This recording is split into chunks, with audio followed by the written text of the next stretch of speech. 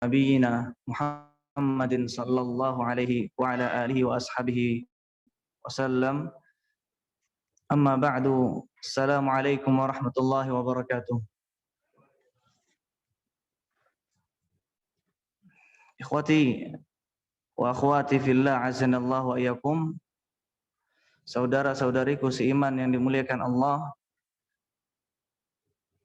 kita melanjutkan pembahasan yang telah dibahas oleh Ustadzun Al-Fadil Ustadz Akbar Nasution sebelumnya. Pembahasannya terkait tentang penjelasan hadis Al-Arba'in An-Nawawiyah yang ditulis oleh Al-Imam Yahya ibn Sharaf An-Nawawi, yang mana diantara keikhlasan beliau, diantara bukti keikhlasan beliau rahimahullah, ketika beliau menulis suatu buku, contohnya seperti buku yang ada di tangan kita ini. Kalau di buku pesantren ada itu ya, di paling akhir ya. Di antara bukti keikhlasan beliau ketika beliau menulis buku, di antaranya buku yang saat ini akan kita kaji dan buku yang biasa kita dengar namanya yaitu Riyadhus Shalihin. Buku-buku beliau sangat diterima oleh masyarakat luas, dan itu kata para ulama adalah bukti keikhlasan beliau dalam menulis, dalam memberikan faedah kepada umat. Buktinya apa?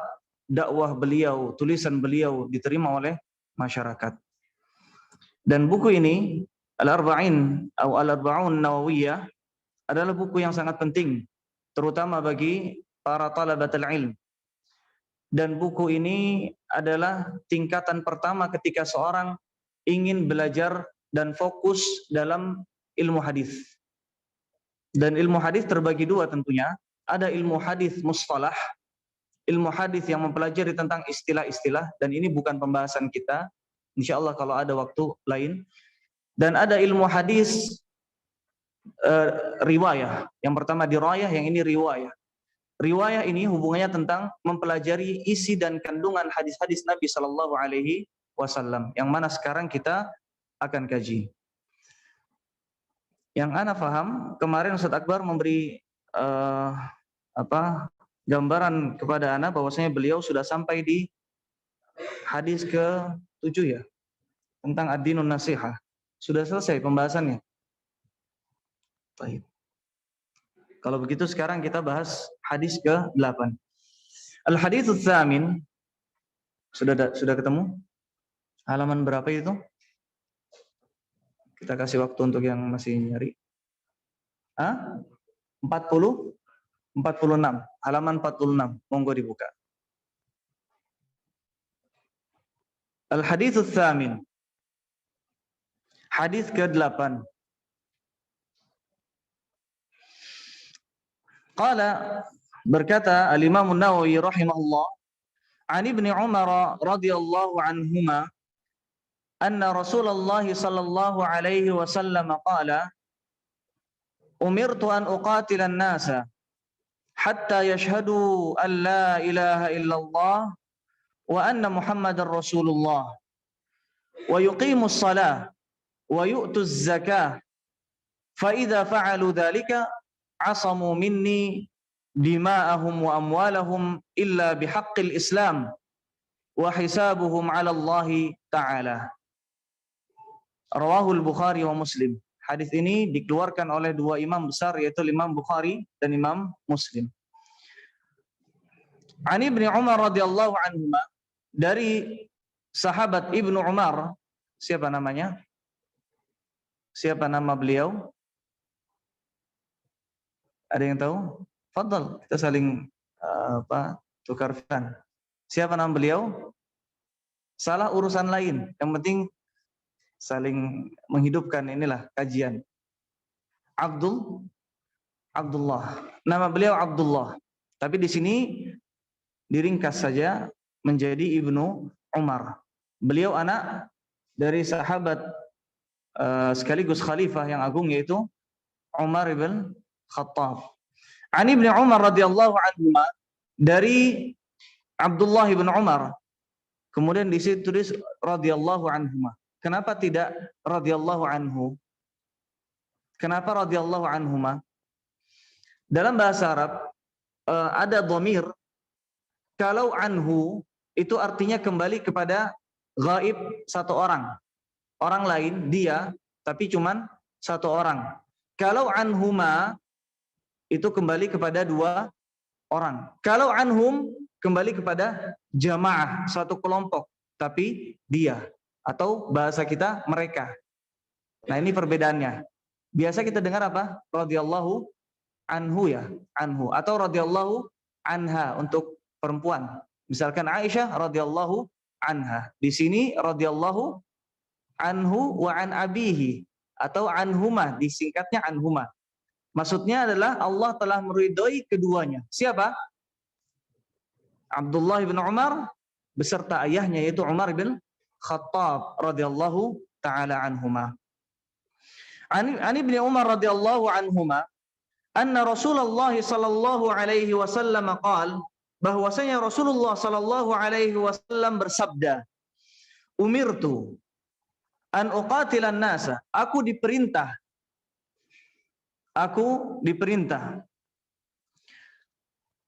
an uqatilan nas, untuk memerangi manusia, hatta, sampai, yashhadu, mereka bersaksi, alla ilaha, bahwasanya la ilaha illallah, persaksian la ilaha illallah. Nanti akan kita jabarkan tentang la ilaha illallah khusus. Wa anna, dan bahwasanya Muhammadan Rasulullah, Nabi Muhammad adalah Rasul utusan Allah.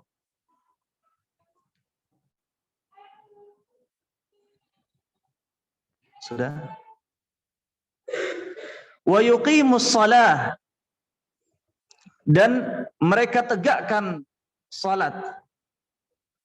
Wa yu'tuz zakah, dan mereka tunaikan zakah.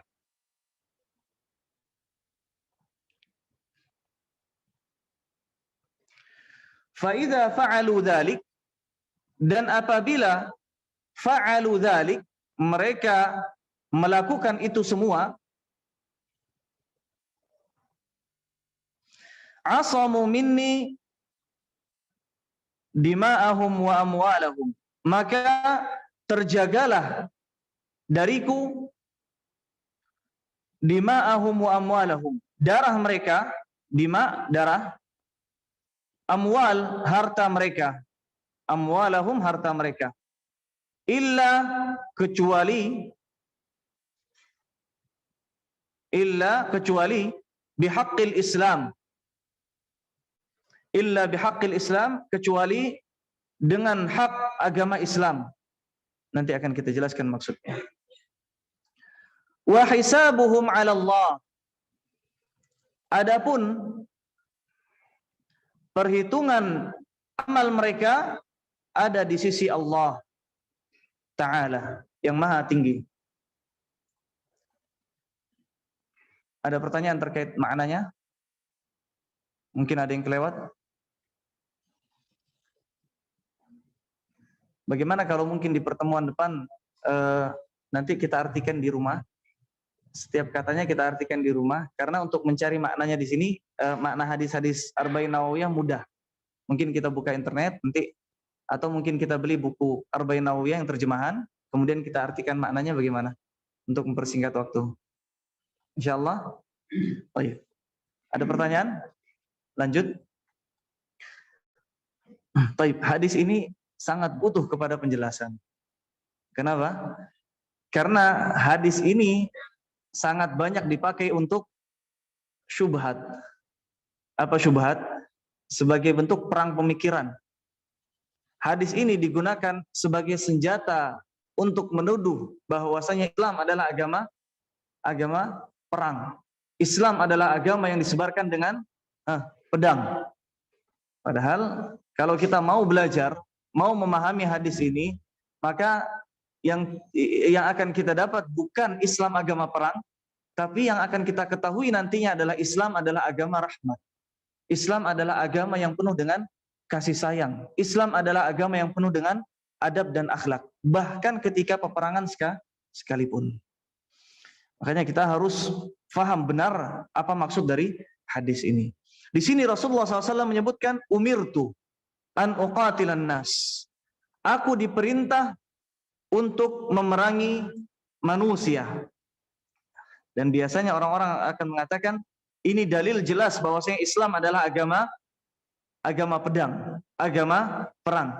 Padahal perbedaan yang jelas antara di sini apa perintahnya? Uqatil dengan aktul. Bahasa Arab ada dua kalimat yang mirip tapi maknanya sangat jauh. Kalimat pertama qatala yuqatilu. Qatala yuqatilu pakai mat. Qatala yuqatilu. Ada matnya, ada alifnya. Qatala yuqatilu. Ini kalimat pertama. Dan dari kalimat pertama inilah hadis ini. An uqatil. An uqatil. Ada matnya kan? Ada alifnya kan? Kemudian kalimat yang kedua, qatala yaqtulu. Qatala yaqtulu. Enggak ada matnya, enggak ada alifnya. Perbedaannya di mana? Qatala artinya aku diizinkan, aku diperintahkan untuk memerangi. Ini yang pertama, perang artinya, qatala artinya perang. Kemudian qatala artinya adalah membunuh. Qatala artinya adalah membunuh. Maknanya jauh enggak kira-kira? Jauh. Jangan kita pikirkan, jangan kita bayangkan perang itu pasti kita harus membunuh orang. Padahal perang maknanya sangat luas. Perang itu artinya kita berkumpul di suatu tempat dengan pasukan yang sangat besar atau mungkin pasukan yang sedikit. Kita datang ke suatu tempat, kemudian musuh pun datang ke satu tempat, satu lokasi. Lalu kemudian di sana ada perjanjian, saling ketemu, saling berhadap-hadapan. Lalu mungkin di sana ada waktu untuk persiapan. Mungkin kita butuh memanggil pasukan yang lainnya, menunggu pasukan lainnya. Jadi ada jeda waktu. Jangan dikira perang itu langsung datang tawuran kayak orang kita. Misalkan kita perang ya pasti datang kemudian langsung tawuran. Enggak. Tapi perang itu ada perjanjian, kemudian ada persiapan, mungkin ada persiapan makanan, mungkin di sana ada mata air. Nah, saling rebut-rebutan mata air siapa yang menduduki lebih awal. Lalu kemudian di sana mungkin ada menunggu datangnya bala bantuan perang. Kemudian di sana ada dakwah. Ada apa?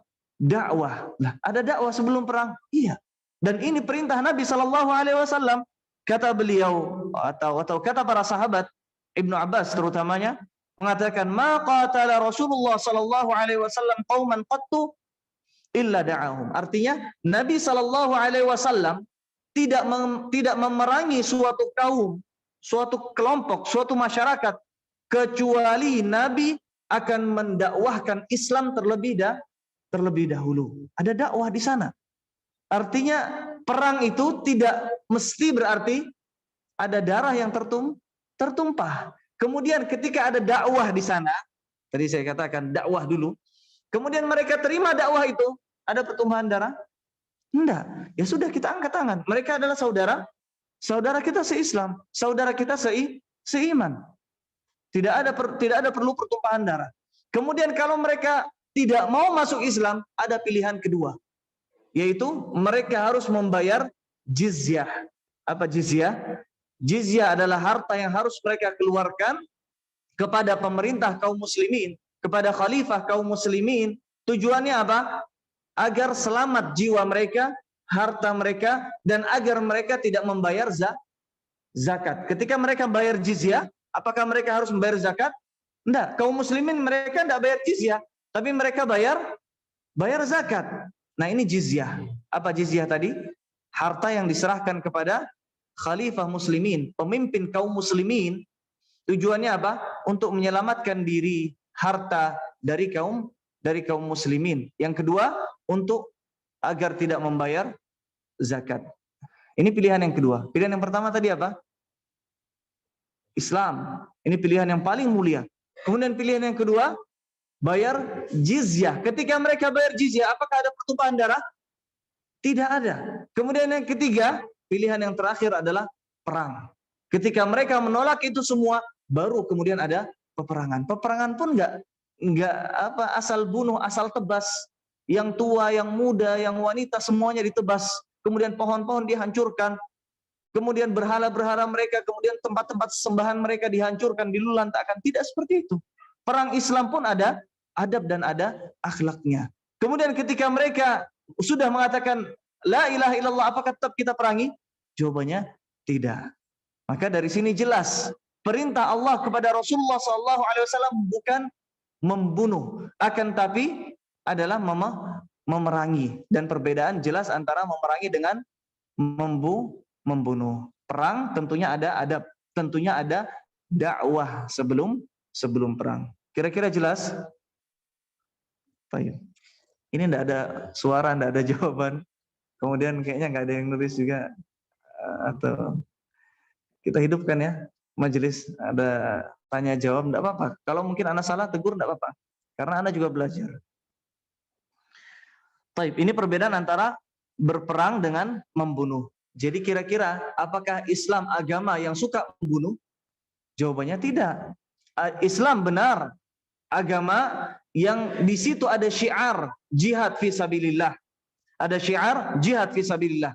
Akan tapi jihadnya Islam tidak seperti yang orang pikirkan. Jihadnya Islam bukan mesti ujung-ujungnya adalah tumpahnya darah, tidak. Tapi jihadnya Islam adalah tujuannya untuk menegakkan kalimat Allah, menjadikan kalimat Allah tinggi di atas segala-galanya. Dan ini perbedaan antara uqatil dengan aqtul. Umirtu an uqatilan nas hatta yashhadu an la ilaha illallah. Dan ada yang ketinggalan tadi. Pertama, Islam memang ada syiar jihad dalam syariat Islam. Kedua, meskipun ada syariat jihad, tapi tidak boleh dalam agama Islam memaksakan orang lain masuk ke dalam agama Islam. Dalilnya apa? La ikraha fid din. La ikraha fid din. Tidak ada paksaan dalam beragama. Jadi tidak boleh kita maksa orang lain untuk masuk agama Islam, meskipun itu dalam kondisi perang. Adapun ketika mereka ucapkan la ilaha illallah, mereka masuk agama Islam, maka ini kita tidak anggap sebagai paksaan. Kita anggap, oh, orang ini telah masuk agama Islam. Nanti urusan lain ketika dia kabur, ketika dia kemudian memerangi kita di lain waktu, itu urusan lain. Yang penting ketika dia ucapkan la ilaha illallah, dia sudah masuk agama Islam. Tidak boleh kita paksa orang lain masuk dalam agama Islam. Kemudian di sini disebutkan hatta yashhadu an la ilaha illallah. Hatta, agar mereka bersyahadat bahwasanya tidak ada sembahan yang layak disembah melainkan Allah. Dan ini adalah arti la ilaha illallah. Apa arti la ilaha illallah? Bolehkah kita mengartikan arti la ilaha illallah dengan arti tidak ada Tuhan selain Allah? Tidak boleh. Kenapa? Karena kalau kita artikan tidak ada Tuhan selain Allah, maka ini yang disaksikan oleh kaum musyrikin. Kaum musyrikin juga faham bahwa saya tidak ada Tuhan selain Allah. Wala in sa'altahum, kalau kita bertanya kepada mereka, siapa yang menciptakan langit dan bumi? Fasayaquluna Allah. Yang menciptakan langit dan bumi adalah Allah. Ini persaksian yang keluar dari lisan siapa? Orang-orang yang berbuat syirik kepada Allah. Mereka juga bersaksi tidak ada Tuhan selain Allah. Lah apa bedanya kita dengan mereka? Lah kenapa Nabi SAW memerangi mereka? Apa sebab?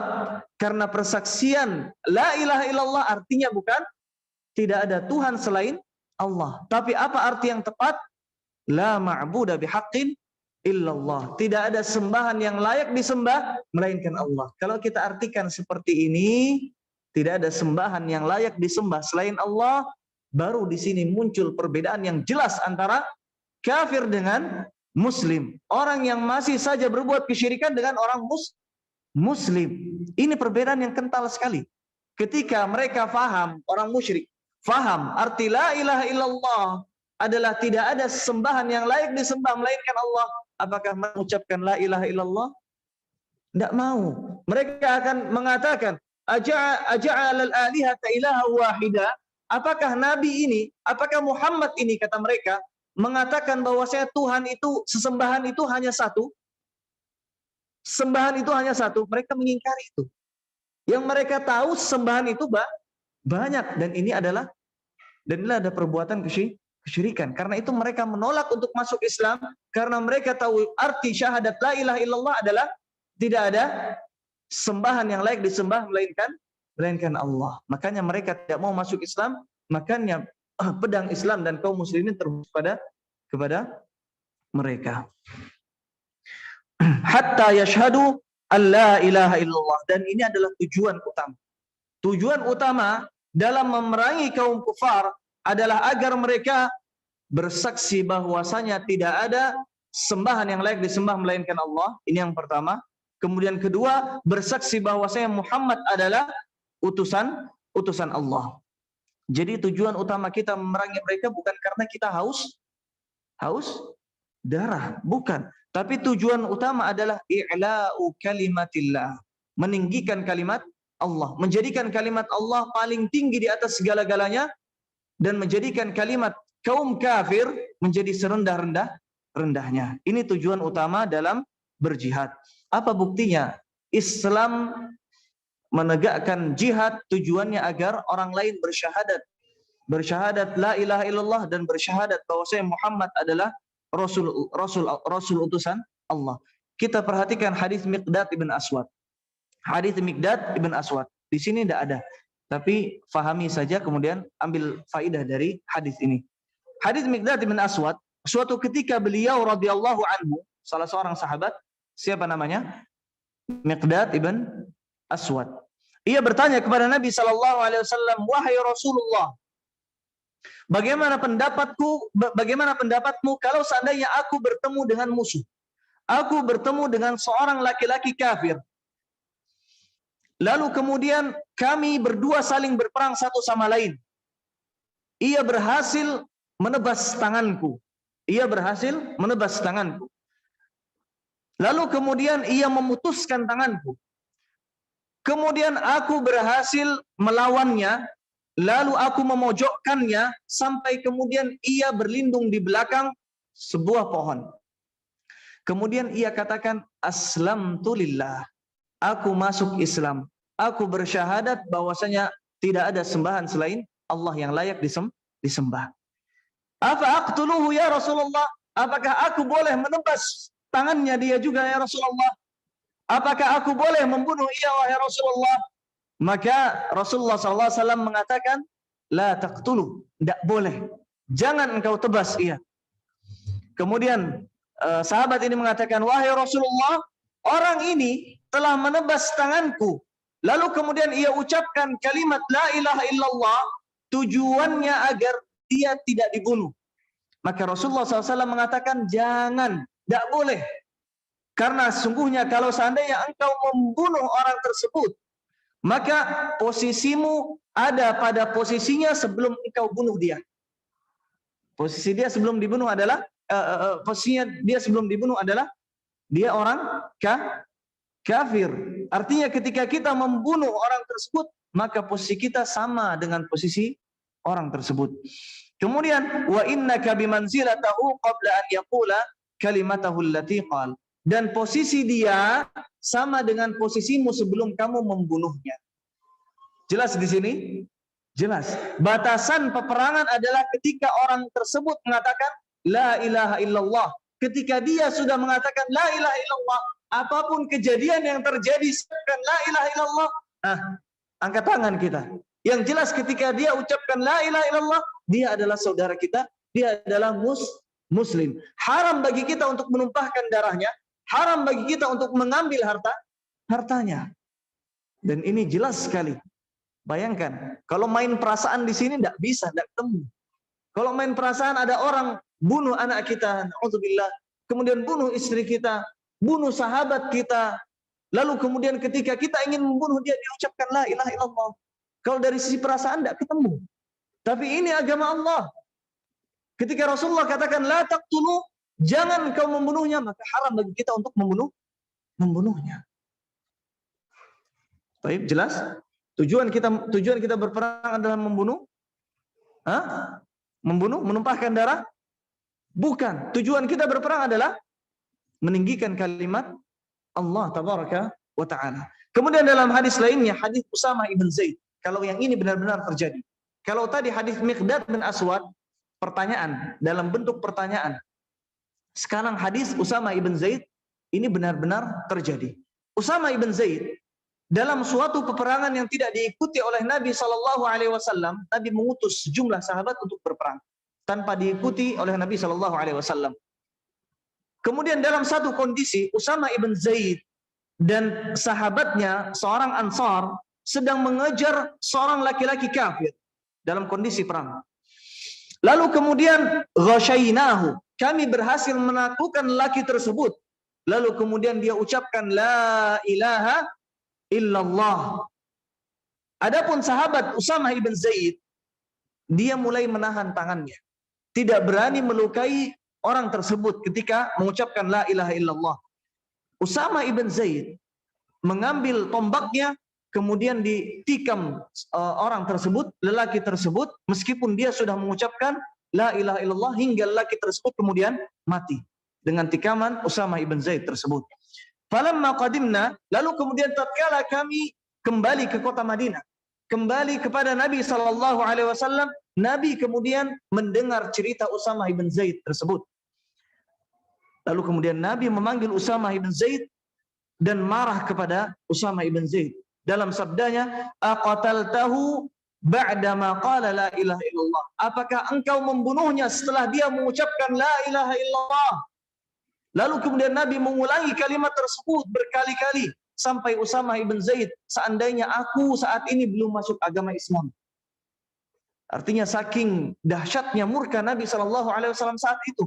Nabi katakan, aqataltahu, apakah engkau tetap membunuhnya setelah dia mengucapkan la ilaha illallah? Mengulang-ulangi perkataan Nabi SAW tersebut. Lalu kemudian dalam riwayat lain disebutkan, afala syaqaqta, apakah engkau bisa membelah hatinya, kemudian engkau periksa hatinya, dia benar-benar mengucapkan la ilaha illallah tersebut dalam hatinya ikhlas atau tidak. Dan dalam riwayat lain disebutkan, ya Rasulullah istaghfirli, wahai Rasulullah mintakan ampun kepada Allah untukku, kata Usamah ibn Zaid. Saking dahsyatnya kemarahan Rasulullah saat itu. Tapi kemudian Rasulullah terus melanjutkan sabdanya dengan mengatakan, bagaimana engkau akan berhadapan di hari kiamat nanti dengan kalimat la ilaha illallah, ketika kalimat la ilaha illallah datang kepadamu, datang menuju di hadapanmu. Kata Usamah bin Zaid, ya Rasulullah mintakan ampun kepadaku untuk kepadaku atas dosaku ini ya Rasulullah. Tapi kemudian Rasulullah mengulangi kalimat tersebut. Bagaimana, apa yang engkau perbuat ketika la ilaha illallah datang kepadamu pada hari kiamat? Artinya qital atau berperang tujuannya bukan membunuh. Perang tujuannya adalah ketika seorang mengucapkan la ilaha illallah. Tujuannya adalah mereka mengucapkan la ilaha illallah. Ketika mereka ucapkan la ilaha illallah, maka haram hukumnya kita membunuh dan memerangi, tetap memerangi mereka. Rasulullah menyebutkan, umirtu an uqatilan nas hatta yashhadu an la ilaha illallah, sampai mereka bersaksi bahwasanya la ilaha illallah. Apa arti la ilaha illallah? Tidak ada sembahan yang layak disembah melainkan Allah. Coba periksa surat Al-Hajj ayat 63. Periksa surat Luqman ayat 30. Allah sebutkan dalil arti yang benar dari arti la ilaha illallah dalam dua ayat. Allah sebutkan, dzalik bi anna Allah huwal haq wa anna ma yad'unahu huwa al-batil wa anna Allah huwal aliyyul kabir. Artinya, yang demikian itu menunjukkan bahwasanya Allah adalah sembahan yang hak disembah, dan sesembahan yang lain selain Allah adalah sesembahan yang batil. Dalam surat Luqman maknanya juga sama, lafadznya juga sama, plek sama. Yang membedakan ada lafadz huwa, ada kata-kata, ada kalimat huwa saja. Dan di sini menunjukkan arti yang jelas dari kalimat la ilaha illallah dalam surat Al-Hajj ayat 63, dalam surat Luqman ayat ke-30. Wa anna Muhammadar Rasulullah, dan agar mereka bersaksi bahwa saya Muhammad adalah Rasul utusan Allah. Dan sampai mereka mendirikan salat dan sampai mereka menunaikan zakat. Nanti akan kita jelaskan rinciannya di faidah hadis. Fa idza fa'alu dzalik, dan apabila mereka melakukan itu semua, bersyahadat, mendirikan salat, menunaikan zakat, asamu minni dima'ahum wa amwalahum, terjaga dariku darah mereka, harta mereka, illa bihaqqil Islam, kecuali dengan hak Islam, wa hisabuhum 'ala Allah taala, dan hisab amal mereka ada di sisi Allah tabaraka wa taala. Artinya kita wajib menghukumi orang lain sesuai zahirnya saja. Tidak boleh kita menghukumi orang lain dengan prasangka kita. Oh, barangkali si fulan niatnya salah. Tidak boleh. Ketika orang sudah sholat, maka orang tersebut adalah orang muslim. Meskipun dia menyembunyikan kekufurannya, kita tidak berhak. Kita tidak berhak memeriksa hati orang lain. Yang berhak adalah Allah tabaraka wa ta'ala. Wa hisabuhum 'ala Allah ta'ala. Kemudian di antara faidah hadis ini, kita langsung ke faidah hadisnya. Di antara faidah hadis ini yang pertama adalah Nabi SAW hanyalah seorang hamba. Nabi meskipun derajatnya tinggi di sisi Allah, kita katakan Nabi adalah Rasulullah. Kita tinggikan kedudukan Nabi SAW. Di sisi lain, kita tidak boleh meninggikan derajat Nabi SAW setinggi-tingginya, bahkan sampai di derajat Allah Taala. Tidak boleh. Kenapa kita katakan demikian? Karena ada sekelompok orang yang menjadikan Nabi posisinya di posisi Allah Azza wa Jalla. Disembah, memang tidak disembah. Dibuatkan berhala Muhammad kemudian disembah, memang tidak. Tapi ketika mereka berdoa kepada Allah, mereka berdoa juga kepada Nabi Sallallahu Alaihi Wasallam, dan mereka katakan Nabi mengetahui hal yang gaib. Nabi mengetahui hal yang gaib. Nabi hadir di majelis kita, kemudian Nabi mengucapkan salam kepada kita, kemudian Nabi sampai di sini bersama kita. Ini perbuatan-perbuatan yang menyalahi syariat. Tidak boleh. Kita meyakini Nabi, kita mengagungkan Nabi setinggi-tingginya. Nabi adalah manusia terbaik. Akan tapi tidak boleh kita agungkan dengan begitu agungnya sampai tahapan mubalaghah, gulu, tidak boleh. Kata Nabi SAW, la tuturuni, jangan engkau berlebih-lebihan dalam mengagungkanku, kata Nabi SAW. La tuturuni kama ataratin nasara Isa bin Maryam, sebagaimana Nasara, kaum Nasrani, kaum Kristen, mereka mengagungkan Isa ibn Maryam. Innama ana Abdullah wa Rasuluh, atau kama qala sallallahu alaihi wasallam. Sungguhnya aku adalah hamba Allah dan Rasul utusan Allah. Paham di sini? Ini faidah pertama. Rasulullah mengatakan, umirtu, aku diperintahkan. Siapa yang merintahkan? Allah tabaraka wa ta'ala. Dan ini dalil bahwasanya Nabi adalah seorang hamba. Meskipun beliau adalah Rasul, tapi beliau tetaplah seorang manusia yang mendapatkan perintah dari Allah tabaraka wa ta'ala. Dan ini penting agar kita tidak melakukan kesyirikan kepada Allah tabaraka wa ta'ala. Nabi diperintah oleh Allah azza wa jalla, qul la ya'lamu. Nabi SAW diperintah oleh Allah tabaraka wa ta'ala,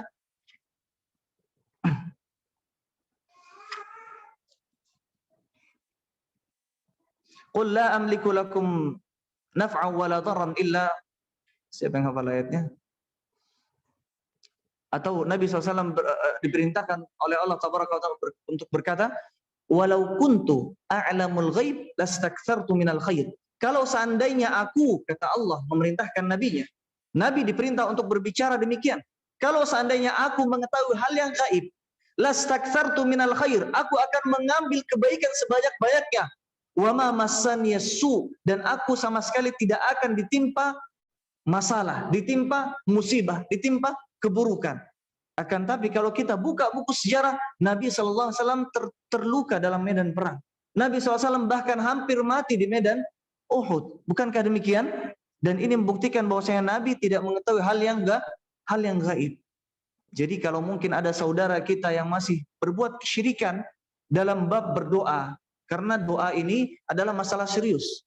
Doa adalah puncaknya ibadah. Nabi SAW mengatakan ad-du'a'u huwal ibadah. Doa adalah ibadah. Dan Nabi biasa ketika mengucapkan, ketika ingin membuktikan sesuatu bahwasanya sesuatu itu tersebut adalah sesuatu yang sangat penting, Nabi mengucapkan demikian. Ad-du'a'u huwal ibadah. Doa adalah ibadah. Sebagaimana sabda Nabi SAW, al-hajju Arafah. Haji itu adalah wukuf di Arafah. Membuktikan bahwasanya wukuf di Arafah adalah inti dari haji. Dan bukti bahwasanya inti dari ibadah adalah doa. Sabda Nabi, doa adalah ibadah. Kalau ada saudara kita yang masih berdoa kepada Nabi SAW, boleh? Jawabannya tidak boleh. Ini adalah kesyirikan. Kita ingkari dengan hati, kemudian kita dakwahkan dengan bijak, dengan kata-kata yang baik. Ini yang pertama.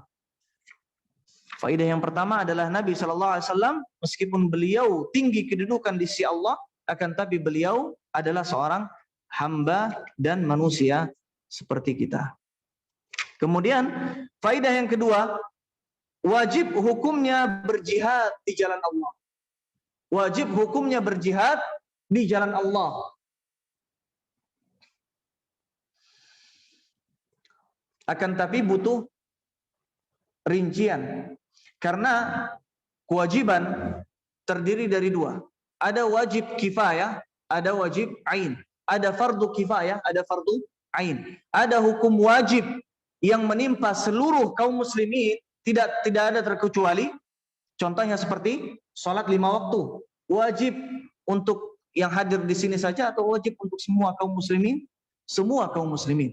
Ada kewajiban yang terkena sebagian kaum muslimin saja. Contohnya seperti azan dan iqamah. Adakah orang ketika datang sholat jamaah semuanya azan ngantri? Semuanya iqamah ngantri?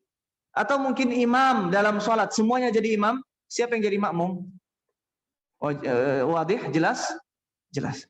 Ini butuh diperinci. Ada hukum jihad yang menjadi fardu ain, ada hukum jihad yang menjadi fardu kifayah. Di antara contoh jihad menjadi fardu ain, kalau misalkan datang perintah dari Pak Presiden kita. Siapa? Pak Jokowi hafizahullah. Kalau misalkan memerintahkan kita untuk turun ke medan jihad, hukumnya apa? Wajib kifayah? TNI saja yang wajib? Enggak. Kita semua harus turun ke medan perang. Ini salah satu contoh kondisi wajibnya jihad menjadi wajib kifayah. Contoh yang lainnya, kondisi di mana menuntut kita untuk turun ke medan jihad tanpa terkecuali fardu ain ya, fardu ain.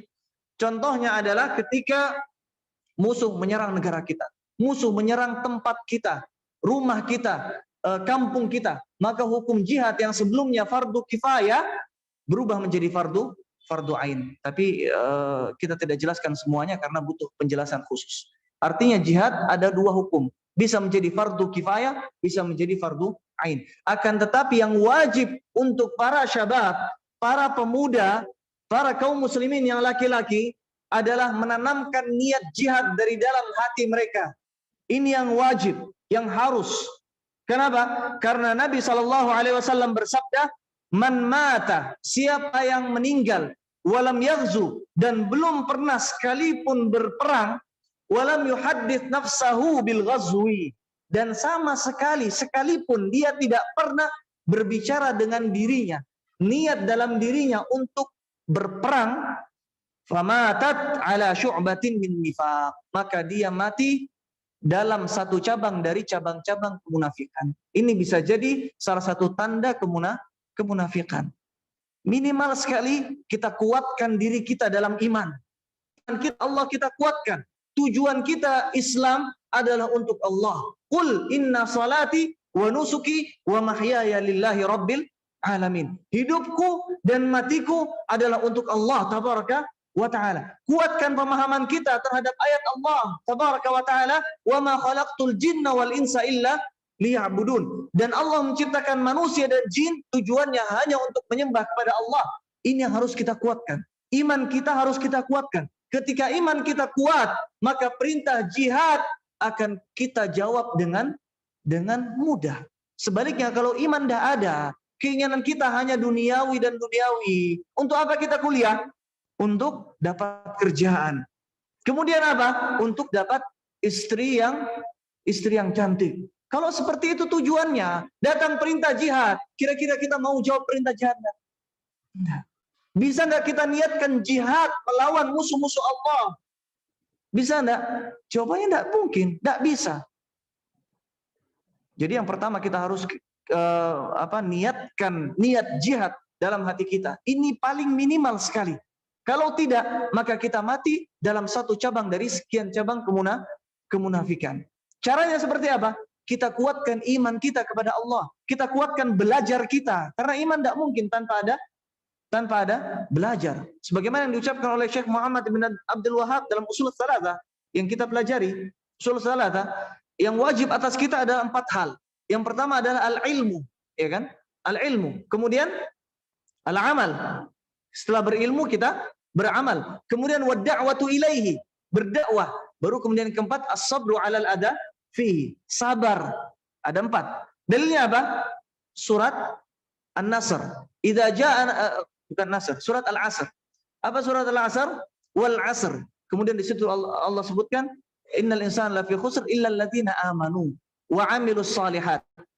Allah sebutkan amanu, orang yang beriman. Kemudian Syekh menafsirkan amanu di sini dengan belajar, dengan berilmu. Karena iman tidak bisa dicapai kecuali dengan belajar. Tidak heran dakwah Nabi SAW berapa tahun di kota Makkah?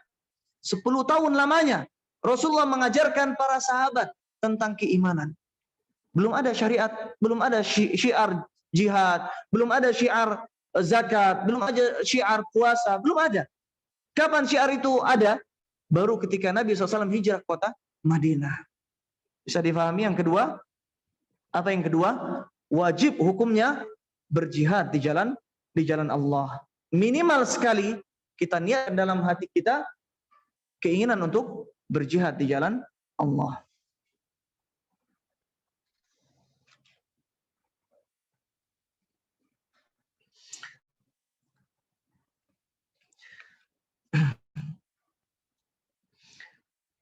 Kemudian faidah selanjutnya adalah peperangan tidak dihentikan. Kita wajib perang, wajib berjihad. Tidak dihentikan sampai mereka bersaksi bahwasanya la ilaha illallah. Ini yang pertama. Dan kalau mereka hanya bersaksi bahwasanya tidak ada sembahan yang layak disembah selain Allah, tapi tetap mengingkari nubuah dan risalah Nabi SAW, apakah perang tetap dilanjutkan? Tetap. Sampai mereka bersaksi la ilaha illallah dan Muhammad adalah Rasulullah. Harus bersaksi 2 persaksian itu. Kalau mereka hanya bersaksi 1 saja, maka perang tidak dihentikan. Kemudian dalam hadis ini bisa diambil faedah lainnya bahwasanya 2 ibadah yang agung, yaitu salat dan menunaikan zakat, adalah tanda keislaman suatu kaum. Adalah tanda keislaman suatu kaum. Kalau ada masyarakat yang mendirikan salat, yang menunaikan zakat, maka ini adalah bukti bahwasanya masyarakat tersebut adalah masyarakat Islam. Sebaliknya, kalau mereka tidak ada salat, maka ini adalah tanda kufuran. Makanya sebagian kaum muslimin meremehkan salat. Tidak mau salat. Bahkan ada orang yang salatnya cuma salat Jumat saja. Ada yang salatnya hanya salat Id saja. Nah, ini kita khawatirkan kufuran ada dalam hati mereka. Karena kata Nabi SAW, al-ahadul ladzi bainana wa bainal kufri tarkus shalah. Batasan antara kita dengan kufur adalah meninggalkan salat. Siapa yang meninggalkan salat maka dia telah kafir. Dan Nabi SAW memerintahkan Ali bin Abi Thalib ketika ingin memerangi suatu kaum, menunggu mereka, menunggu hingga datangnya fajar. Kenapa? Menunggu azan fajar. Kalau ada azan fajar terdengar dari mereka, maka tidak boleh memerangi kaum tersebut. Tapi kalau tidak ada azan fajar, artinya mereka bukan masyarakat muslim. Dan ini menunjukkan pentingnya ibadah, 2 ibadah. Yang pertama adalah salat, yang kedua adalah zakat. Dan Abu Bakar radhiyallahu anhu di awal pemerintahan beliau tumpas itu orang-orang yang menolak untuk membayar zakat, yang disebut dengan hurubur riddah, yang dikenal dengan peperangan riddah. Kemudian faidah yang selanjutnya, sudah lewat waktunya. Faedah yang selanjutnya adalah kewajiban untuk di jalan Allah. Kewajiban untuk mengajak orang lain bersyahadat la ilaha illallah dan Muhammad adalah Rasul Allah. Kewajiban berdakwah pada Islam.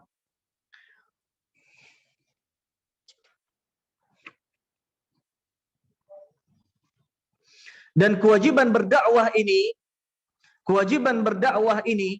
tidak mesti harus benar-benar meyakini dua kalimat syahadat tersebut.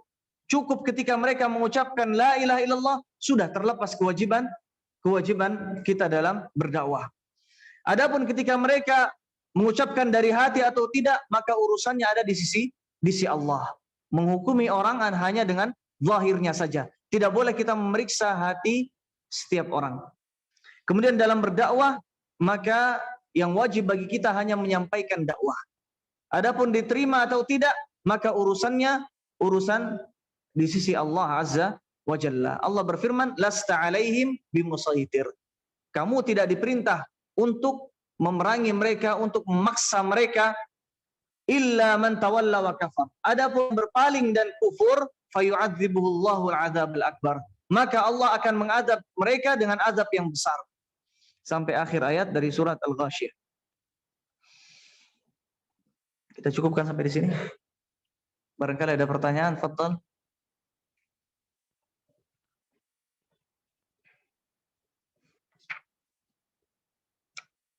Fadhal, ada pertanyaan?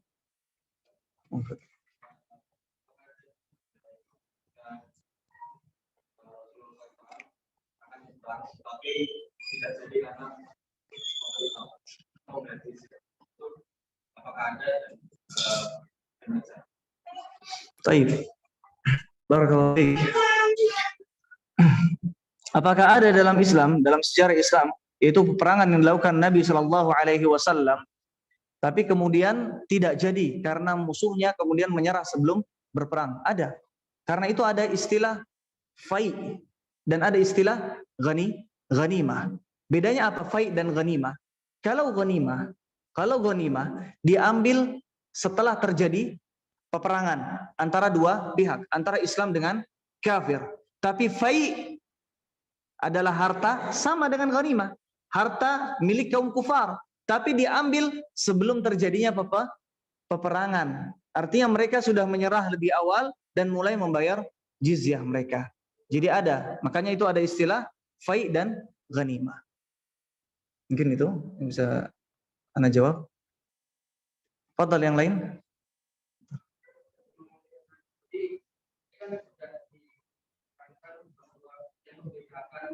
Kita dengan kaum muslimin itu dalam kita itu hanya itu apakah yang berjalan dalam hal tauhid uluhiyah? Taib, apakah batasan kita dengan kaum kufar adalah dalam bertauhid uluhiyah? Ya, bagaimana dengan tauhid yang lainnya? Tauhid rububiyah dengan tauhid asma wa sifat. Apakah ada pertengkaran di situ antara kita dengan kaum kufar? Jawaban yang pertama, tauhid rububiyah adalah mahallu al-ittifaq. Maksudnya kita dengan orang kafir sekalipun sama-sama paham. Karena tauhid rububiyah adalah fitrah, sudah tertanam dari dasar hati kita. Anak kecil kalau kita tanya siapa yang menciptakan kita, mereka pasti akan mengatakan ada Tuhan yang menciptakan kita. Mereka akan paham itu. Orang-orang kafir dari dalam lubuk hati mereka akan bertanya-tanya tentang teori-teori yang mereka buat. Tentang apa? Ketuhanan Isa, kemudian ada Tuhan Bapa, kemudian ada Tuhan Ruh Kudus. Mereka pasti akan bertanya-tanya. Lalu siapa Tuhan sebenarnya? Mereka anggap Tuhan itu 3, tapi 1. Mereka pasti akan bingung di situ. Mengapa mereka bertanya-tanya? Karena ada fitrah dalam hati mereka. Karena itu Nabi Ibrahim di awal pencarian Tuhan, beliau melihat kepada tanda-tanda kekuasaan Allah. Karena seorang tertanam dalam hatinya fitrah. Pasti di sana ada yang menciptakan semua ini. Dia melihat dalam dirinya bagaimana nafasnya keluar. Bahkan ketika dia tidak sadar sekalipun, tidak ada yang merintahkan dia. Tidak ada yang merintahkan nafas untuk keluar masuk. Bagaimana kalau nafas berhenti ketika dia tidur? Mati. Pasti ada pencipta, dan penciptanya pasti yang maha agung. yang maha detail dalam menciptakan segalanya, yang maha bijaksana Allah tabaraka wa ta'ala. Karena itu katakan tauhid rububiyah tidak ada perselisihan. Bahkan orang ateis sekalipun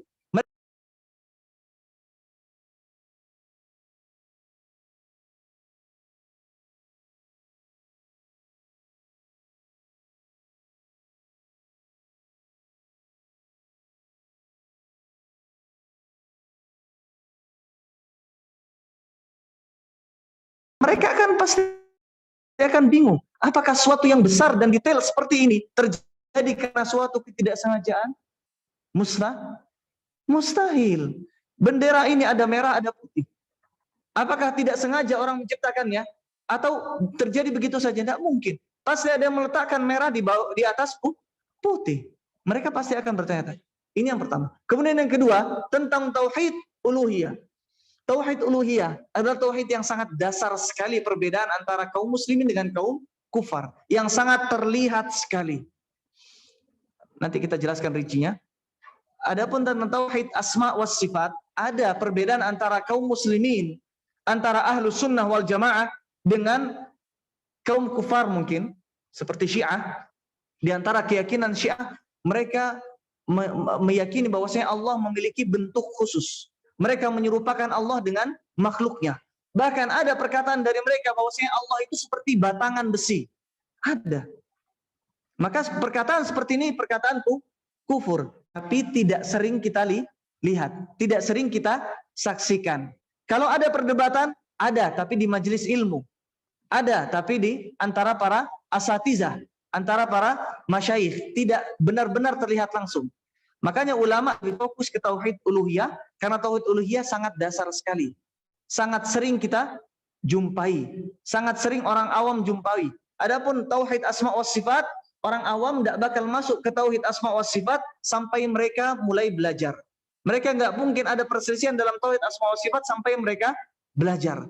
Kalau mereka belajar, kemudian salah masuk.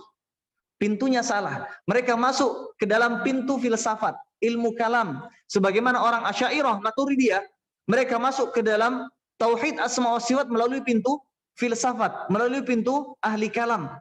Mereka berpikir tentang keberadaan Allah dengan apa? Dengan cara akal, pikiran. Kalau kita berpikir tentang keberadaan Allah, pertama dengan akal, kedua dengan dalil. Dan mereka tidak mau itu. Ujung-ujungnya jatuh ke dalam pengingkaran terhadap asma dan sifat Allah wa ta'ala. Tapi kita singkirkan ini dulu, nanti kalau ada waktunya kita pelajari. Yang paling detail, yang paling mudah kita dapatkan, kesyirikan yang paling mudah kita dapatkan adalah kesyirikan dalam bab uluhiyah. Ada orang berdoa kemana? Ke kuburan. Minta-minta kepada wali Allah, wali syaitan. Ada orang minta-minta kepada makamnya Nabi SAW, kepada makamnya ulama. Ini syirik, berdoa kepada selain Allah. Ada orang takut kepada jin. Saking takutnya kepada jin, ketika datang ke suatu tempat, dia ucapkan apa? Mbah jin, atau mungkin apa istilahnya? Tuan jin, saya ingin singgah sebentar. Insya Allah saya tidak akan berbuat kerusakan. Ini saya kasih sesuatu. Akhirnya keluar sesajen. Ini masuk ke hukum sajen. Allah Subhanahu wa taala berfirman tentang perkataan jin. Jin berkata, wa annahu kana rijalun minal ins ya'udzuna birijalin minal jin fazaduhum rahaqa. Ada manusia yang meminta-minta kepada jin, maka jin tersebut yang sebelum takut kepada manusia, jin itu makhluk yang lemah. Ketika jin menyerupakan wujud menjadi manusia, maka dia lemah. Dia lemah. Abu Hurairah ketika diperintah untuk menjaga harta baitul mal, kemudian di malam hari dia bertemu dengan maling. 3 hari berturut-turut maling tersebut mencoba mencuri harta kaum muslimin. Kemudian ditangkap oleh Abu Hurairah. Abu Hurairah fisiknya kecil, fisiknya lemah, tapi berhasil memegang tangan dan menangkap pencuri itu. Kemudian ketika tahu bahwa saya pencuri tersebut adalah sebenarnya syaitan, adalah jin yang menyerupakan wujud menjadi manusia, baru Abu Hurairah faham bahwa saya ini adalah jin. Tapi yang menjadi poin kita adalah Abu Hurairah berhasil menangkap jin dalam kondisi menyerupakan wujud menjadi manusia, dia menjadi makhluk yang lemah. Mereka lemah. Tapi mereka jadi kuat. Kenapa? Karena kita mulai menunjukkan kelemahan kita di hadapan jin. Ibarat kata kalau ada anak kecil, songong, sombong. Kalau kita besar di hadapan dia, kita tidak takut di hadapan dia, apa yang terjadi? Dia akan takut. Kenapa? Karena dia anak kecil. Tapi kalau kita merendah, duduk di hadapannya dengan hina, kemudian kita sujud di hadapannya, kira-kira seperti apa? Dia akan nambah lagi sombongnya. Ya seperti itu jin. Nah, seperti ini, kesyirikan ini yang terlihat. Jelas tidak? Jelas. Ada namanya larung laut, ada namanya sedekah bumi dan lain sebagainya. Ini kesyirikan yang tersebar dan sampai sekarang masih ada. Makanya dakwah kita fokus kepada dakwah tauhid uluhiyah. Kenapa? Karena syirik ini saja belum kita tumpas habis dari bumi kita yang kita cintai ini. Dan syirik ini terlihat jelas, dan syirik ini yang memancing kemurkaan Allah tabaraka wa ta'ala dan menyebabkan berbagai macam musibah di atas muka bumi ini. Mungkin itu yang menjelaskan. Masih ada waktu atau? Fadal. Mungkin dari akhwat atau dari bapak mungkin ada. Tidak ada. Sudah jelas semua? Masya Allah. Majelis kita majelis yang duduk ya. Tenang, sakinah. Memang sifat majelis ilmu seperti itu. Karena itu Rasulullah sebutkan illa nazalat alaihimus sakinah. Kalau ada majelis ilmu pasti ada kedamaian di situ. Alhamdulillah nggak ada yang tidur. Tapi kita berusaha hidupkan majelis ilmu kita karena sebagaimana antum butuh ilmu, ana juga butuh ilmu. Jadi kita sama-sama saling. Salah satu caranya apa? Nanti ketika kita sebelum masuk, kita artikan dulu, kita pelajari dulu. Barangkali di sana ada pertanyaan, kita saling tanyakan di sini di majelis ilmu. Kalau ana paham, ana jawab. Kalau ana tidak paham, nanti di pertemuan berikutnya ana jawab. Kita tutup. Baik. Kita tutup majelis kita hari ini dengan doa kafaratul majelis. Subhanakallahumma wa bihamdik asyhadu an la ilaha illa anta astaghfiruka wa atubu ilaik. Sallallahu alaihi wasallam ala Muhammad wa ala alihi wasallam ajmain. Assalamualaikum warahmatullahi wabarakatuh.